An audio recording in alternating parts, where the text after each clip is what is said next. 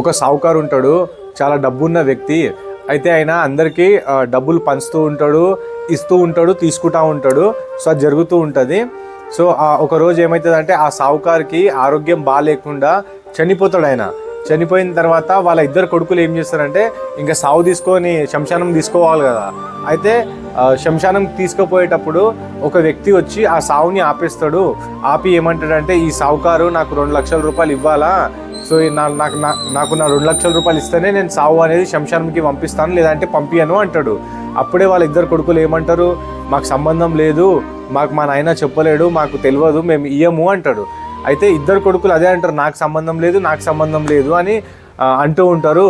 పోతే పోనీ ఎలాగో వెళ్ళిపోయిండు అని అంటారు ఇద్దరు కొడుకులు. అప్పుడే వెనకలికి వెళ్ళి వాళ్ళ కూతురు వస్తుంది. కూతురు రాగానే, ఇలా చెయ్యకు, ఒంటి మీద ఉన్న బంగారము కొన్ని డబ్బులు ఉంటాయి ఆ వ్యక్తికి ఇచ్చేస్తుంది అన్నమాట.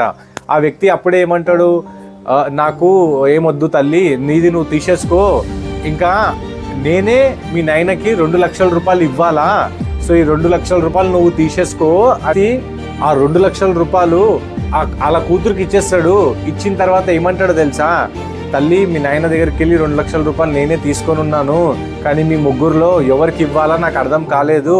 మీ నాయనకి ఎక్కువగా ఎవరు ప్రేమిస్తారో, ఎక్కువగా ఎవరు ఇష్టపడతారో తెలుసుకోనికి ఈ నాటకం నేను చేశాను.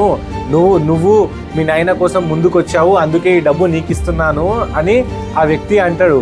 మోరల్ ఆఫ్ ది స్టోరీ ఏంటంటే, నాన్నకి ఎక్కువగా ప్రేమిస్తారు కూతురులే, కొడుకులు కూడా ప్రేమిస్తారు కానీ భయపడుతూ ఉంటారు. ఓకేనా గైస్? సో ఈ స్టోరీ ఎలా అనిపించింది మీకు కింద కామెంట్ చేసి చెప్పండి. అండ్ మన ఛానల్కి తప్పకుండా సబ్స్క్రైబ్ చేయండి. Thank you so much.